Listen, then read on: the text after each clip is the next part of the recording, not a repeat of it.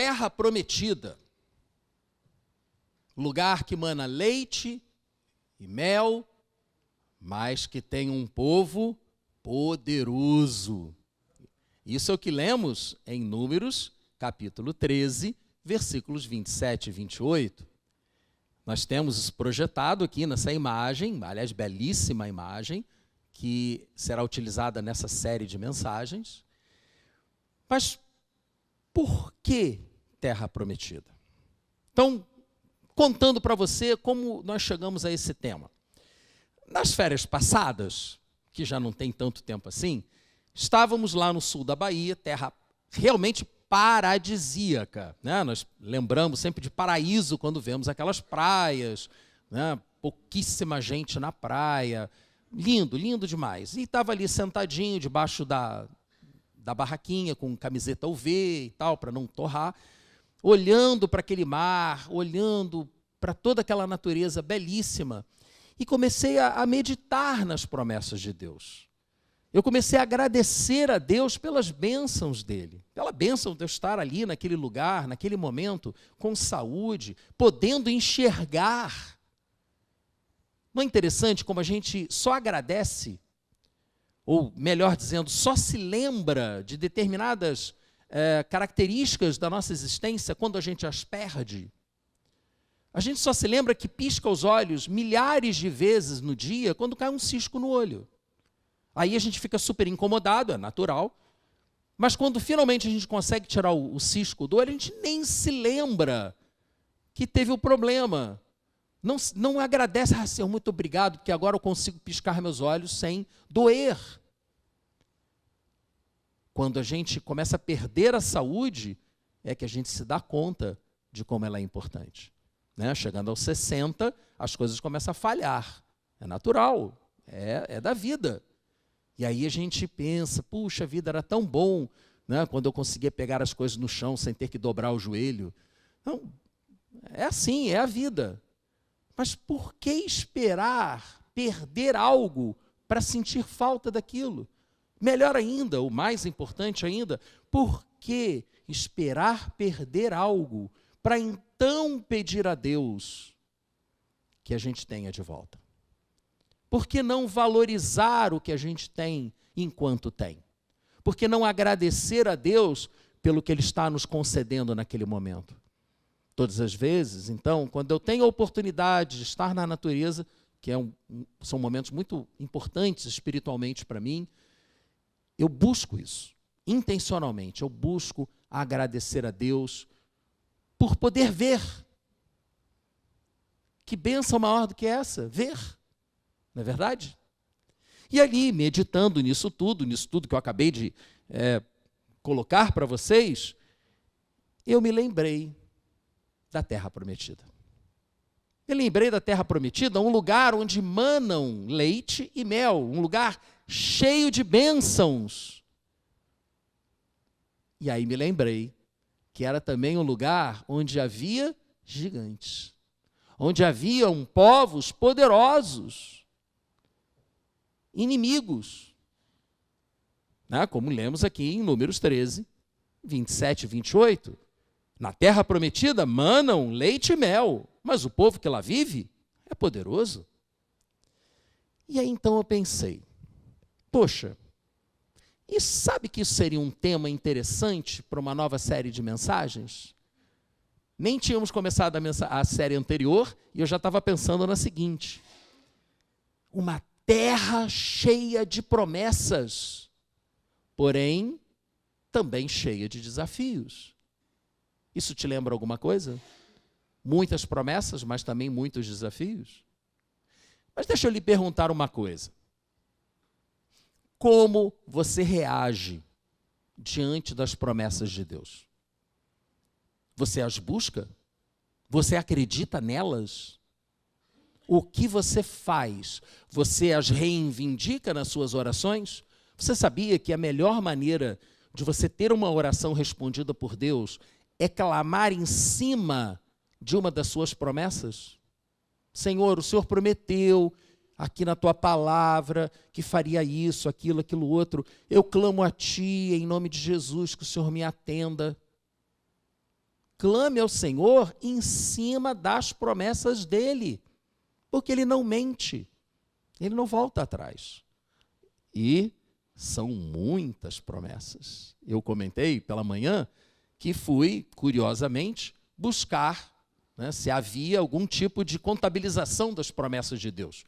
E um determinado site, o autor do site, afirmou que leu e pessoalmente buscou todas as promessas de Deus na Bíblia e contabilizou 7.487 promessas de Deus para você, para ele, para mim também.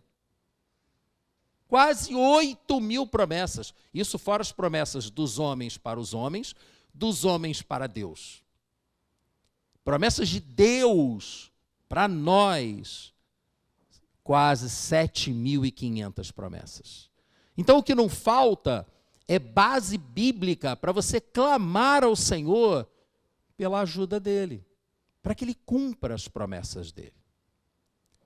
Mas como você reage diante dessas promessas? Você clama ao Senhor?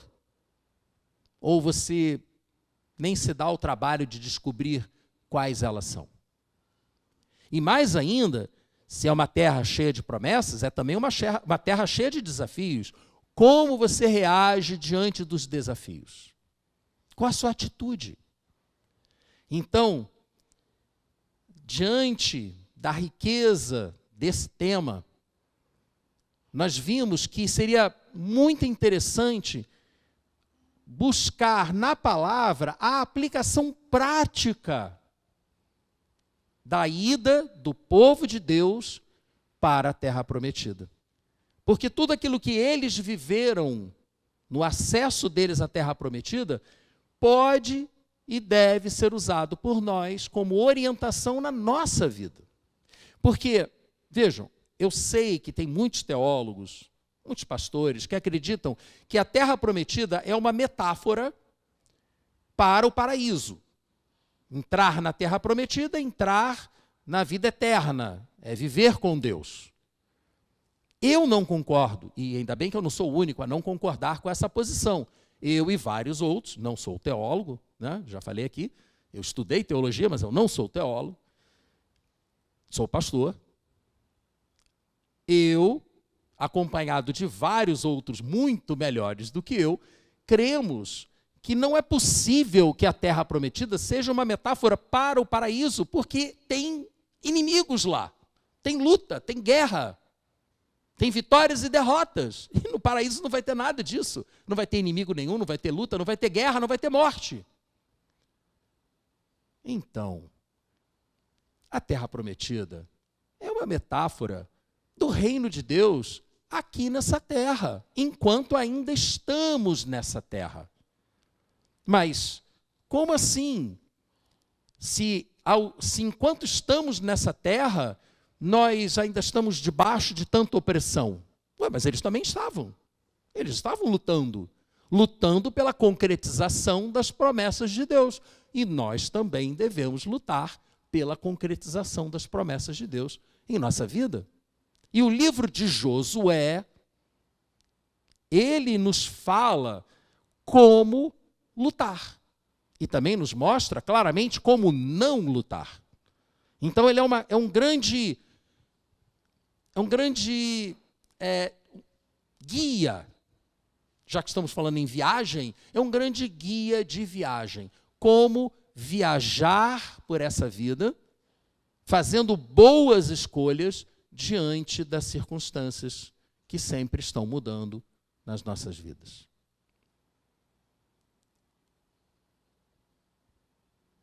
Portanto, já que vamos chegar ao livro de Josué, eu primeiro queria mostrar para vocês de onde vem essa promessa. Então, eu vou fazer uma leitura rápida de alguns textos. E você não precisa abrir sua Bíblia, também não vou projetá-los. Nós lemos em Gênesis quando a promessa de uma terra veio. Foi entregue, foi dada. Gênesis 12, de 1 a 3. Então o Senhor disse a Abraão: Abraão, Saia da sua terra, do meio dos seus parentes, da casa do seu pai. Vá para a terra que eu lhe mostrarei. Farei de você um grande povo e o abençoarei. Tornarei famoso o seu nome e você será uma bênção. Abençoarei os que te abençoarem, amaldiçoarei os que te amaldiçoarem, e por meio de você, todos os povos da terra serão abençoados. Uau! Que promessa fantástica! Mas ela exigia uma atitude por parte de Abrão. Sai da tua terra, sai da tua parentela. E, gente, no mundo da antiguidade, não tinha Estado, não tinha governo. Eram clãs. As pessoas viviam em clãs, em famílias. Quando se fala em famílias, são famílias estendidas, com chefes e subchefes. Ele era certamente uma pessoa importante dentro da família dele. Tanto que ele levou junto com ele um sobrinho, que era ligado a ele. Então, uma espécie de vínculo de vassalagem. E ele, ao sair, levou todo um grupo de pessoas com ele. Ele se separou do seu clã e criou o seu próprio clã, a sua própria família. Mas certamente reduzida em tamanho em relação à anterior. Por isso, ele correu risco. Ele aceitou correr o risco de se separar da sua família, do seu clã, para seguir a direção de Deus. Quando Deus te chama para fazer algo, vai exigir de você algumas escolhas, algumas decisões. E Deus disse para ele que ele iria para uma terra que seria mostrada para ele. Vai para uma terra que eu ainda vou te mostrar. Não tinha nenhuma garantia outra que não fosse a própria palavra de Deus. Nós vivemos de uma forma muito parecida, por isso é que eu insisto que essa narrativa é para agora, não é para depois que a gente morrer. A narrativa da terra prometida, das suas bênçãos, mas também dos seus gigantes. Jesus disse que era chegado o reino de Deus. O reino de Deus chegou a partir do momento em que ele veio. Ele veio para instituir o seu reino aqui nessa terra. Mas a gente olha em volta e vê tanto sofrimento, aí que os teólogos amam uma frase, muitos pastores a repetem, é o já, mas ainda não. O reino de Deus já está entre nós, mas ele ainda não tem o domínio completo. O mundo ainda jaz no maligno, no príncipe desse mundo, que afeta as decisões das pessoas e leva à produção de tanto sofrimento. Então nós já estamos vivendo no reino de nós que nascemos de novo em Cristo Jesus. Como Jesus disse para Nicodemos em João capítulo 3, mestre, o que devo fazer para entrar na vida eterna? Para entrar no reino de Deus. E disse Jesus para ele, você tem que nascer de novo. Se o reino é de Deus, carne não entra no reino de Deus. Só espírito entra no reino de Deus. Tem que nascer de novo. E ele, Nicodemos, disse, mas como assim? Como nascer de novo? Já sou velho, vou voltar para a barriga da minha mãe? E Jesus ainda deu uma brincada com ele. Cara, estou falando em termos metafóricos aqui, né? Você está literalizando o que eu estou falando, amigo? Que isso? Não, é nascer da água, que é o batismo, que é o arrependimento dos pecados, e do Espírito, que é aquele encontro com Deus que nos leva a reconhecê-lo não apenas como Salvador, mas também como Senhor. É o Espírito que nos convence. É o Espírito que nos convence do pecado, da justiça de Deus, que precisa ser aplacada, e o é pelo sangue de Jesus, que estaremos aqui rememorando nesse memorial que é a ceia. Meus irmãos, nós precisamos ter consciência de que nós já nascemos de novo pelo Espírito. e, portanto, já somos cidadãos do reino de Deus. Um reino cheio de promessas, mas que por ainda não vivermos integralmente nesse reino, ainda passamos por muitos desafios. É a mesma coisa que o povo de Deus, conduzido por Deus à terra prometida. Eis a terra prometida, que Deus prometeu a Abraão. E logo em seguida, em Êxodo, capítulo 3, cerca de 400 anos depois de Deus fazer a promessa dele para Abraão, Deus foi lá e reafirmou a promessa dele para os descendentes de Abraão. Então, Êxodo 3, 7 a 8, disse o Senhor: de fato, tenho visto a opressão sobre o meu povo no Egito, e também tenho escutado o seu clamor por causa dos seus feitores, e sei o quanto eles estão sofrendo. Por isso desci para livrá-los das mãos dos egípcios e tirá-los daqui para uma terra boa e vasta, onde manam leite e mel. Seria ótimo se ele parasse por aí, mas ele continua falando.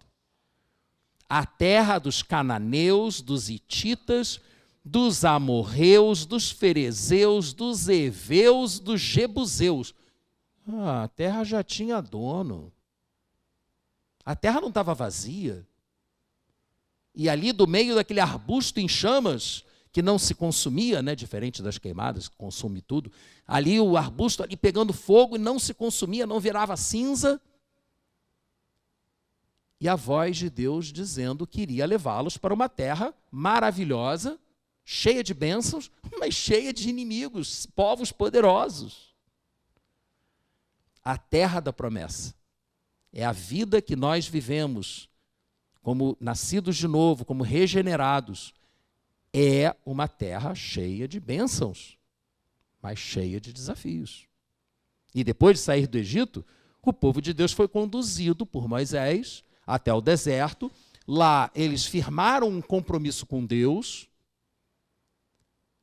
que é representado pela circuncisão. Entraram na aliança da lei, que foi substituída pela aliança do sangue de Jesus, pela fé, e seguiram, depois de algumas semanas, em direção à terra prometida. Algumas coisas aconteceram no meio do caminho, você pode ver isso em Êxodo e em Números, mas chegaram lá. Não foram muitos anos, foram algumas semanas. Aí não há consenso. Mas certamente não foram muitas semanas, né? Algumas semanas, mas não muitas. E aí chegaram na fronteira da terra prometida. Assim que começamos aqui, eu perguntei para você, como é que você reage às promessas de Deus? Como é que você reage aos desafios da vida? E agora, em Números capítulo 13, agora sim eu gostaria que você tivesse a sua Bíblia aberta neste capítulo de Números. Você verá como não agir. Você lembra aquela brincadeira? Este é fulano, fulano age errado, não seja como fulano. A Bíblia foi escrita para nos servir de orientação, com exemplos positivos e exemplos negativos. O que aconteceu aqui em Números 13 foi um grande exemplo negativo, para aprendermos como não devemos reagir às promessas de Deus e aos desafios que vêm junto com elas. E o Senhor disse a Moisés, vou ler primeiro os 2 versículos, depois vou pular para o versículo 25. O Senhor disse a Moisés: envie alguns homens em missão de reconhecimento à terra de Canaã, terra que dou aos israelitas. Envie um líder de cada tribo dos seus antepassados. Ou seja, não era alguém qualquer.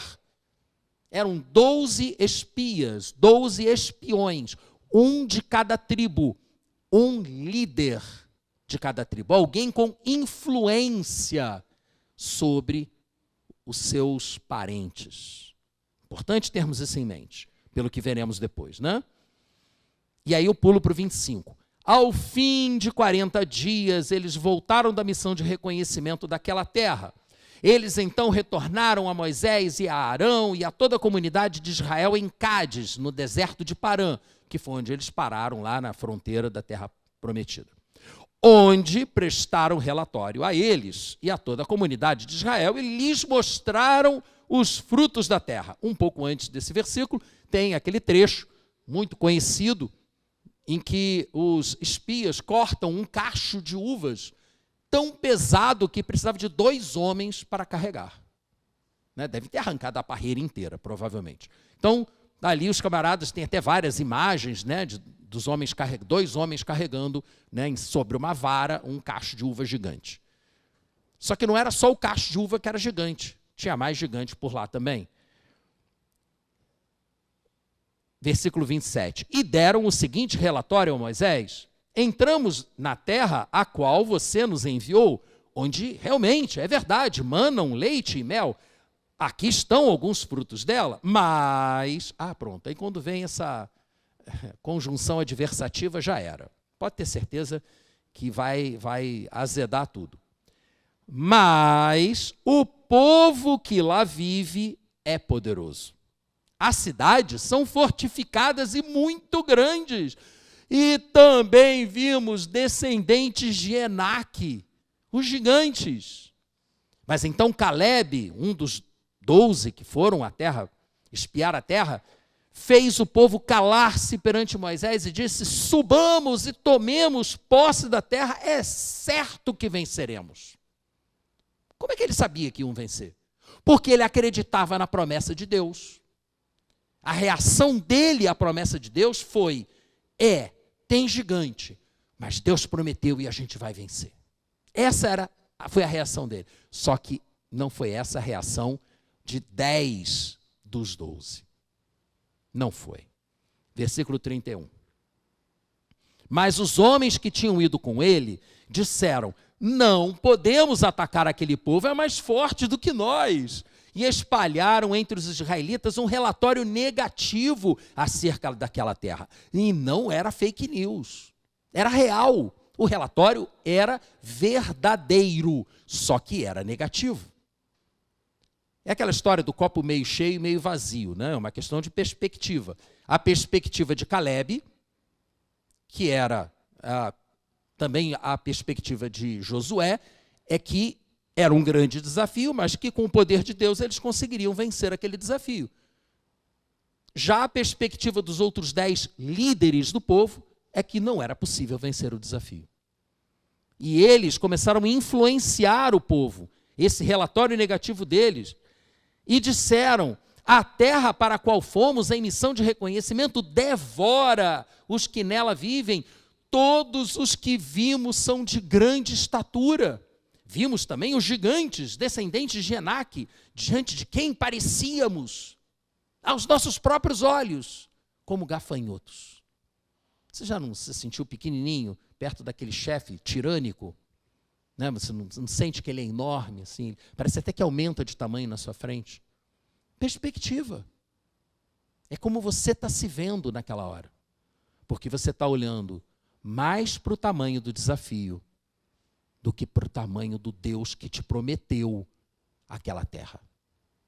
Por isso precisamos, usando aqui uma terminologia que é abusada em alguns lugares, precisamos tomar posse da promessa.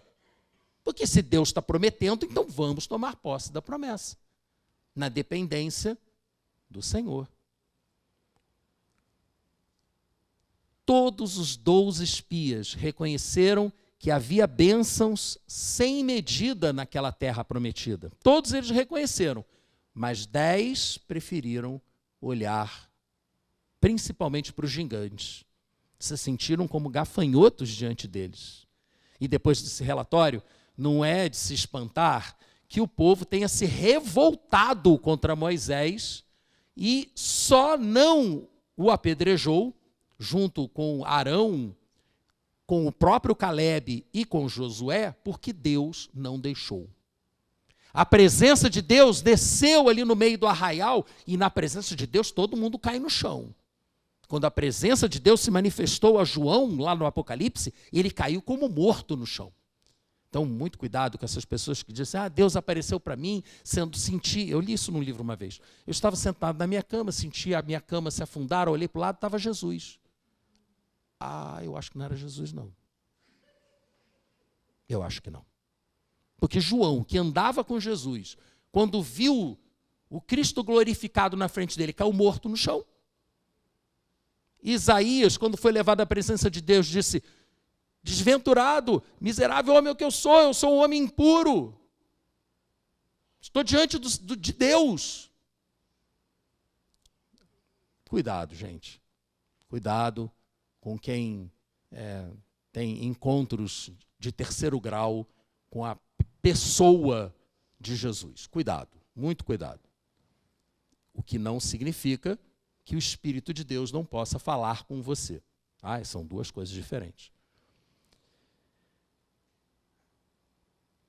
A presença de Deus fez com que todos caíssem ao chão e salvou a vida de Moisés, de Arão, de Josué e de Calebe.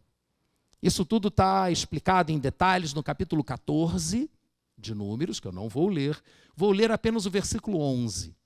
Qual foi a resposta de Deus para aquele povo rebelde? Aquele povo que reagiu às promessas de Deus e aos desafios que as acompanharam com rebeldia, ao invés de reagir com fé. E o Senhor disse a Moisés, Números 14, 11, até quando este povo me tratará com pouco caso? Até quando se recusará a crer em mim? Apesar de todos os sinais que realizei entre eles. E aí, diante desse exemplo negativo, que a Bíblia faz questão de mostrar para a gente, se a Bíblia fosse fruto, né, de um planejamento humano, teria colocado o povo de Israel como perfeito. Todos os reis seriam perfeitos, todos os juízes seriam perfeitos, tudo seria lindo, maravilhoso. Como são todas as histórias forjadas, construídas. Não, a Bíblia mostra as pessoas como nós somos. Falhos, fracos, covardes. Que se não for pelo Espírito Santo de Deus, não conseguimos agir corretamente. Essa é a realidade do ser humano, sua realidade e minha. Precisamos desesperadamente da ajuda de Deus para reagirmos corretamente. Por isso eu vou perguntar de novo, gente. Eu não sei se você teve algum professor como eu. Eu era aquele tipo de professor que ficava dando dica. Eu não queria ter chateação na hora da prova. Então eu ficava dando dica do que ia cair na prova. Aí quando o aluno perguntava assim, professor, o que vai cair na prova? Eu dizia assim, presta atenção na aula que você vai descobrir, porque eu dou dica. Eu ainda avisava, eu dou dica. Olha só, se eu tentar chamar a tua atenção por algum motivo, é porque tem alguma coisa importante aí, né? Pô, pensa, né? Aí eu chegava, essa vai ser uma questão da prova. Então, gente, isso aqui é muito importante. Batia no quadro, pá, isso é importante.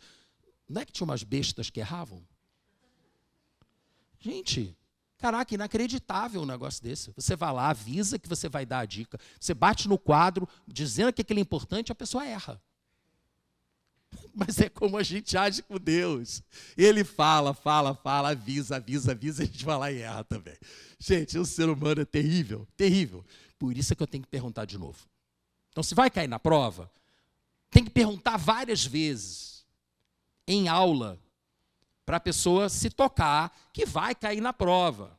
Então, na prova da vida, eu vou te perguntar de novo, como é que você vai reagir diante das bênçãos prometidas por Deus, mas que vêm acompanhadas com desafios? Você vai reagir com fé, com confiança, como Calebe, que acabamos de ler aqui, ou com rebeldia e revolta, como aqueles outros 10 que contaminaram, contagiaram, emburreceram o restante do povo. Para pensar um pouco nisso. Como é que você vai reagir? Se você quer ser abençoado por Deus, quem é que quer ser abençoado por Deus aí? Ah, que bom, estou com o público certo aqui. Se você quer ser abençoado por Deus, então você precisa prestar mais atenção na promessa do que no desafio que vem junto com ela. Reagir com fé, ao invés de reagir com rebeldia. Mas não é fácil aprender essa lição não, tá, gente? Eu sei que não é. E graças a Deus por esse guia que é o livro de Josué. Então, abra sua Bíblia lá em Josué, capítulo 1.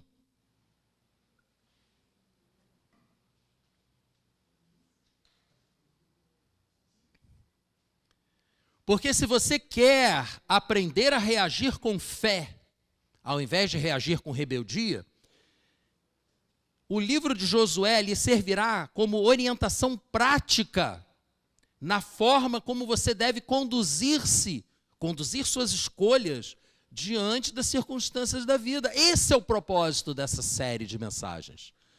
Extrair do livro de Josué lições práticas que você poderia aprender sozinho se você meditasse no livro, mas se a gente está aqui para te ajudar, por que não? Então vamos, eu e Anderson, caminhar com você ao longo de alguns domingos, tirando do livro de Josué exemplos muito práticos de quais atitudes nós devemos ter diante dos desafios da vida, que vem junto com as promessas de Deus. Então, Josué capítulo 1, do versículo 1 ao 9. Depois da morte de Moisés, servo do Senhor, disse o Senhor a Josué, filho de Num, auxiliar de Moisés: meu servo Moisés está morto. Agora, pois, você e todo esse povo, preparem-se para atravessar o rio Jordão e entrar na terra que estou para dar aos israelitas. Como prometi a Moisés, todo lugar onde puserem os pés, eu darei a vocês. Seu território se estenderá do deserto ao Líbano, do grande rio Eufrates, até a terra dos hititas, até o Mar Grande no oeste. Ninguém conseguirá resistir a você todos os dias da sua vida. Assim como estive com Moisés, estarei com você. Nunca o deixarei, nunca o abandonarei. Talvez você pare e pense assim, mas esse é Deus com Josué, eu não tenho nada a ver com isso. Tem sim. Essa promessa não é só para Josué, essa promessa é para você. Mas assim como essa promessa para Josué era condicional, para você também é. Vejam as condições. Versículo 6, seja forte e corajoso, porque você conduzirá esse povo para herdar a terra que prometi sob juramento aos seus antepassados. E você acha que Deus não cumpre os seus juramentos? Nós não crermos nas promessas de Deus é chamar Deus de mentiroso. É isso que nós fazemos com a nossa falta de fé. Vocês acham que vai dar coisa boa nisso? Não tem como. Ele jurou, ele prometeu. Ele vai cumprir. Somente seja forte e corajoso. Agora vem a condição. Mas não é só ser forte e corajoso? Calma, ser forte e corajoso não é fácil não. Para ser forte e corajoso, é o que ele vai dizer aqui agora sim. Tenha cuidado de obedecer. Tenha o cuidado de obedecer a toda a lei que o meu servo Moisés lhe ordenou. Não se desvie dela, nem para a direita, nem para a esquerda, para que você seja bem-sucedido por onde quer que andar. Não deixe de falar as palavras do livro desta lei e de meditar nelas de dia e de noite, para que, portanto, se você fizer isso, ler as palavras, meditar nas palavras, para que você cumpra fielmente tudo que está escrito. Como é que você vai cumprir uma coisa que você não conhece? Tem que ler, tem que meditar e então cumprir.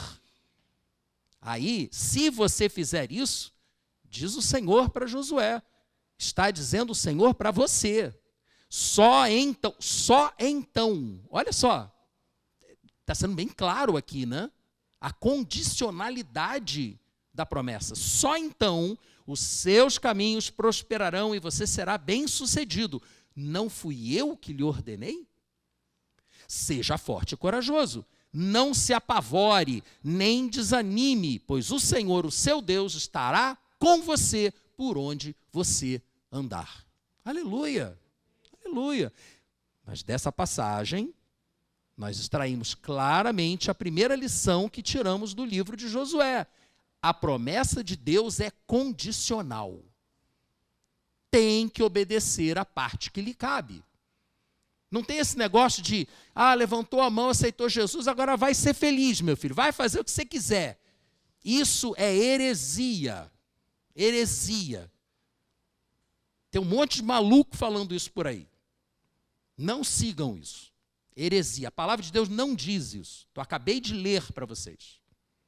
A palavra de Deus diz claramente, quer ser bem-sucedido? Leia a palavra, medite na palavra, obedeça a palavra. E então você será bem-sucedido. Se não obedecer a palavra, não será bem-sucedido. E tem muita gente fazendo tudo errado, e porque se diz cristão, acha que vai ser bem-sucedido. Não vai. Não pela força de Deus, pode até ser pelo próprio braço forte. Mas não dura muito tempo, você sabe, né? Entrar na terra prometida, na terra das bênçãos do Senhor, que é a nossa jornada nessa terra, exige de você dedicação à palavra de Deus. Eu vou repetir o versículo 8 para você.